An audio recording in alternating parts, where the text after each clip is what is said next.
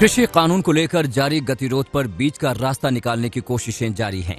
कृषि कानून को लेकर सरकार के प्रस्ताव पर आज किसान संगठनों की बैठक होनी है, जिसमें किसान प्रस्ताव को लेकर विचार करेंगे, जिसे लेकर अगले दौर की बातचीत होगी।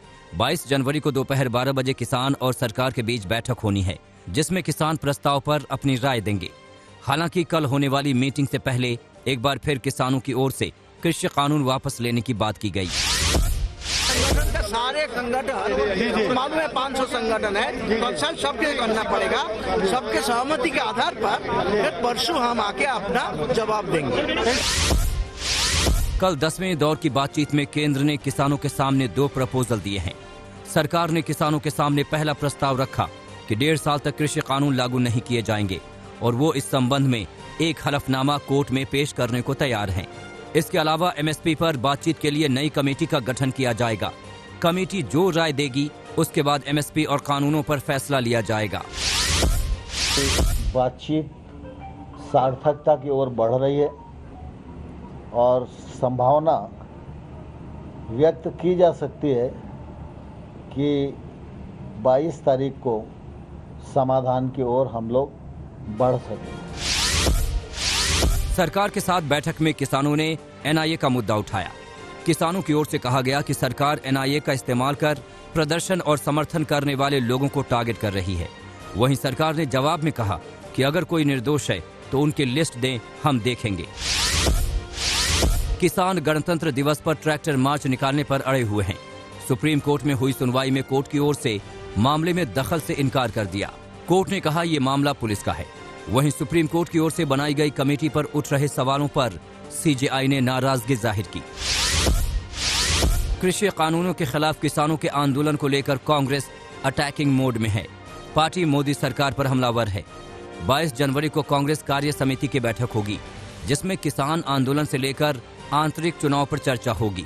पार्टी की यह बैठक वीडियो कॉन्फ्रेंसिंग के जरिए सुबह 10:30 बजे होगी। कांग्रेस अध्यक्ष पद के चुनाव के लिए लगातार पार्टी पर दबाव बन रहा है।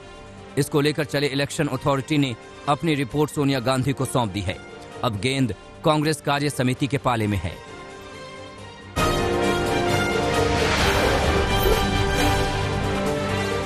बीजेपी ने पश्चिम बंगाल में तैयारियों का रोड मैप तैयार कर लिया है।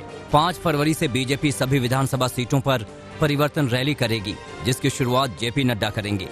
बंगाल चुनाव को लेकर बीजेपी की 3 घंटे लंबी मैराथन बैठक चली, जिसमें आगे की रणनीति को लेकर चर्चा हुई। बैठक में ये भी तय हुआ है कि हर महीने बीजेपी अध्यक्ष जेपी नड्डा और गृह मंत्री अमित शाह बंगाल की कम से कम 2 यात्रा करेंगे। इस दौरान वो कम से कम 2 रैलियां और 2 बैठकें बंगाल में करेंगे। बैठक में प्रधानमंत्री की रैलियों पर भी चर्चा हुई और ये तय हुआ कि विधानसभा चुनाव के दौरान ही पीएम मोदी को बंगाल में जनसभाओं के लिए आमंत्रित किया जाएगा। पश्चिम बंगाल में विधानसभा चुनाव से पहले तृणमूल कांग्रेस में बागियों की संख्या लगातार बढ़ती ही जा रही है। टीएमसी विधायक अरिंदम भट्टाचार्य ने भी दीदी का साथ छोड़ दिया और अब वो बीजेपी में शामिल हो गए हैं। नादिया के शांतिपुर से विधायक भट्टाचार्य ने दिल्ली में कैलाश विजयवर्गीय से मुलाकात की, जिसके बाद उनके बीजेपी में शामिल होने को लेकर हरी झंडी मिल गई। पश्चिम बंगाल में चुनावी रैलियों का दौर जारी है, जहां लगातार भड़काऊ नारे लग रहे हैं। हुबली में बीजेपी में शामिल हुए शुभेंदु अधिकारी की रैली में गद्दारों को गोली मारने के नारे लगे, जिसे लेकर हंगामा शुरू हो गया। वहीं एक दिन पहले कोलकाता में टीएमसी की रैली में भी इसी तरह के भड़काऊ नारे लगे थे। यूपी विधान परिषद की गैलरी में वीर सावरकर की तस्वीर को लेकर बीजेपी और विरोधी पार्टियां आमने सामने आ गई हैं। कांग्रेस एमएलसी दीपक सिंह ने विधान परिषद की गैलरी से सावरकर की तस्वीर हटाने की मांग की और कहा कि अगर 7 दिनों के भीतर सरकार उनकी मांग पर कोई एक्शन नहीं लेती तो वो आगे की रणनीति पर विचार करेंगे।